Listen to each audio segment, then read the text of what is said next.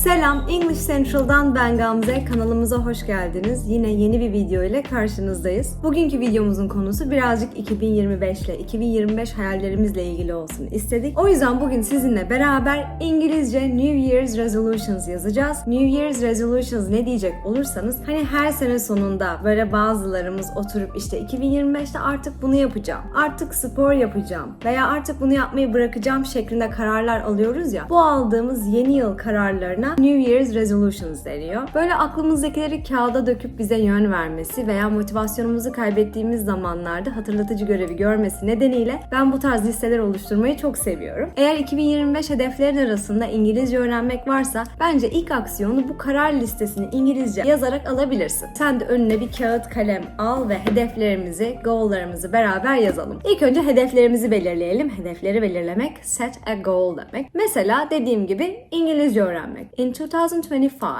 I will speak English fluently. Fluent, akıcı bir şekilde demek. Bunu yazabiliriz.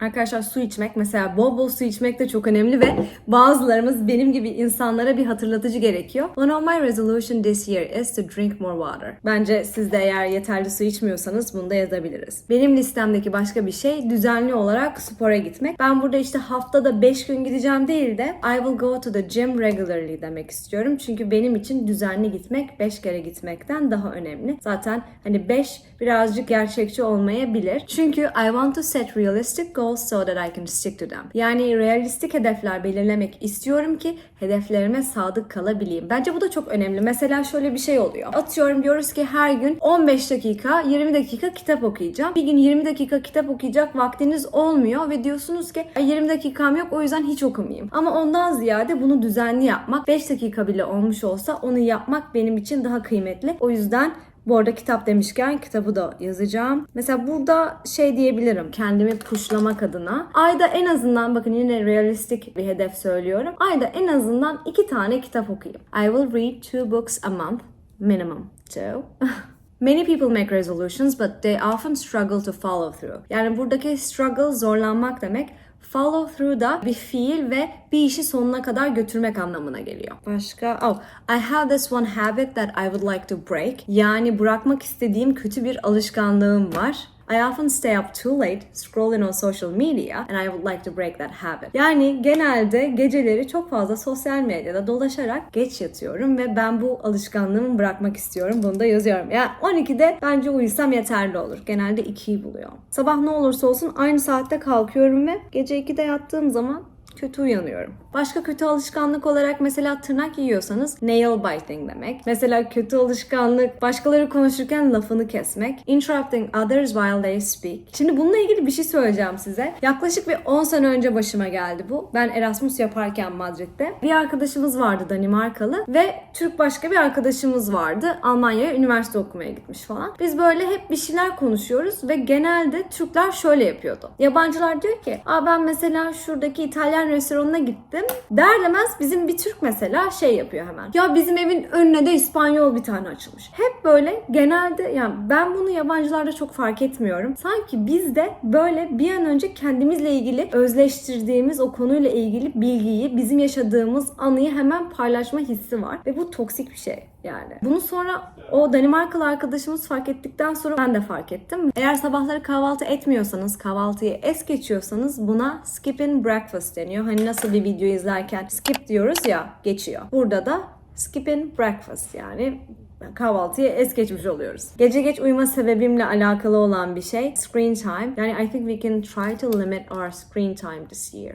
Ben mesela şöyle bir şey yapacağım. Şu an telefonum orada olduğu için bakamıyorum ama günlük screen time'ıma, ekran süreme bakacağım. Atıyorum işte 6 saat mi diyor. Ben yine gerçekçi bir hedef koyacağım kendime. Onu 6 saatten ben 5 saate düşürmek istiyorum diyeceğim. Kar kârdır. Şimdi size çok ponçik, pozitif bir şey söyleyeceğim. Complimenting others more often. Yani diğer insanlara iltifatta bulunmak. Bununla ilgili de mesela bir küçük Amerika-Türkiye kıyaslaması yapmak istiyorum size. Türkiye'de mesela ben böyle çok denk gelmiyorum. Birisi üstünüzdekini beğendiği giydiği zaman durup sana güzel olmuşsun demiyor. Yani üstündekini çok beğendim, yakışmış demiyor. Burada Amerika'da sokakta yürürken mesela birisi ceketinizi beğendiğinde oh my god you look great, where did you get it gibi sorular sorabiliyor. 2025'te başka mesela kendimize yeni bir hobi bulabiliriz. Ben mesela tenis oynamayı seviyordum ama şu an oynayamıyorum. New York'taki açık kortlar kapalı. Zaten hava soğuk. Kapalı kortlar çok pahalı. Belki bir bisiklet alabilirim. Mesela bisikletle gideceğim yerlere bisikletle gitmeye çalışabilirim. Bu da tatlı bir şey. Bisikletim olsun istiyorum. I would like to have a bike, please. Dear Santa. İşin financial kısmına gelelim. Her ay böyle kenara bir altın koyun demiyorum ama mesela her ay ufak bir mevlayı biriktirebiliriz. Bunu da şöyle ifade ederiz. Put aside a small amount for your savings, even if it's $500. Oh, 500 lira. Ay kafam gitti. Oh, $500. Çok olur. Gereksiz harcamalardan kaçınabiliriz mesela. O da benim için çok önemli. Avoiding unnecessary purchases. Bunun için de mesela we can wait 24 hours before buying non-essential items. Yani non-essential burada temel ihtiyaç dışındaki şeyleri alırken şöyle bir 24 saat bekleyebiliriz. 2024'te edindiğim ve hala devam ettireceğim bir şey meal prepping. Yani evde kendi yemeğimizi yapıyoruz. Böyle 3-5 günlük onları ayırıyoruz. Sonra mesela bugün ne yemeği yapsam, şimdi çok acıktım, acilen yemek yemem lazım, hemen sipariş edeyim telaşına girmeden dolaptan çıkarıp hazırladığımız yemeği yiyoruz. Sağlıklı yaşam için böyle çok detay bir örnekle geliyorum şimdi de. Merdivenleri kullanmak. Bir tane bir adamın sözü vardı, şey diyordu. Ay şimdi ben söylemiyorum ama Amerikalılar 5 mil koştuktan sonra ikinci kata asansörle çıkan salaklardır diye. Kimin de bu söz ya? Kim söylemiş ya? Hakaret etmiş. Kimin söylediğini araştırdım da bulamadım. Belki ben uydurdum kafamdan. Neyse, choose stairs instead of elevators when possible. Yani bu da çok güzel bir şey. Ben dikkat ediyorum. Market alışverişine falan gittiğim zaman escalator'a, yürüyen merdivene binmekten ziyade diyorum ki ben yürüyerek çıkayım. Bir de orada herkes şeye binerken yürüyen merdivene, senin merdivenlerde yürüme havan peki? Orada bir şey yükleniyor insana. Ben farklıyım. Reducing sugar intake. Evet, şeker kullanımını azaltmak. Buna da mesela ben işte şöyle dikkat ediyorum. Kola zaten içmiyorum ama kola içme durumu oluştuğu zaman diyorum ki ben su içeyim daha iyi. Bu kadar basit. Şimdi size 2 soru sormak istiyorum. What are your resolutions for this year? Yorumlara bekliyorum. Ve ikinci sorum da which one do you think is more important? Dreaming big or setting small goals? Tabi videomuzun başında söylediğim bir de İngilizce öğrenmek var. İngilizce öğrenmek için mesela kendinize şöyle bir hedef belirleyebilirsiniz. You can set a goal like this. Learn a new word every day.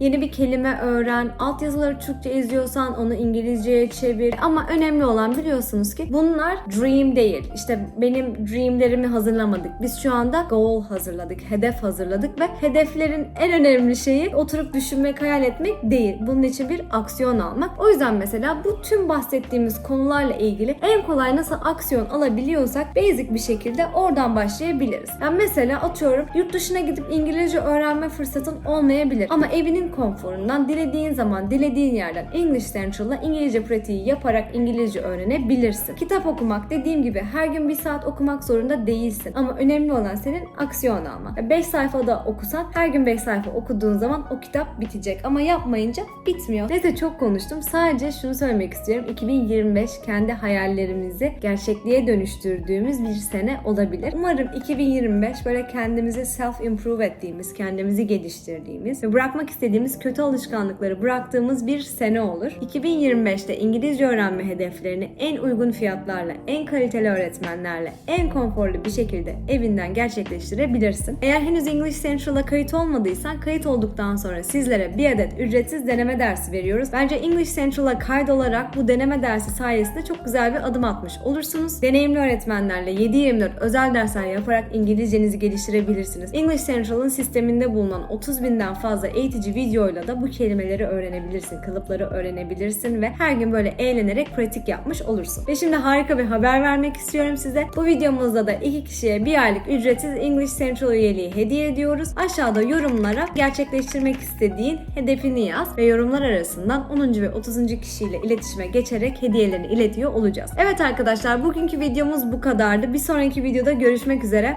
See you!